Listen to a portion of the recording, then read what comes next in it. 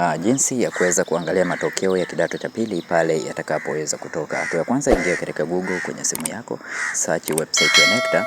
Baada ya kuona website ya NECTA, uta scroll down hapo moja kwa moja, utaenda kwenye vidoti vitatu. Baada hapo utagusa sehemu ya result hapo.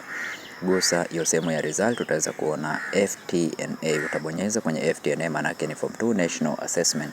Utagusa katika sehemu hiyo hapo, na baada ya kugusa hapo basi utaweza kuona 2025 hapo juu. Matokeo ya 2025 bado hayajatoka, kwa hiyo watu muwe na subira, matokeo haya bado hayajatoka. Pale atakapotoka utaweza kuona linki yake hapo na utaweza kuifungua, utaweza kuona matokeo ya 2025. Matokeo haya kumbuka bado hayajatoka.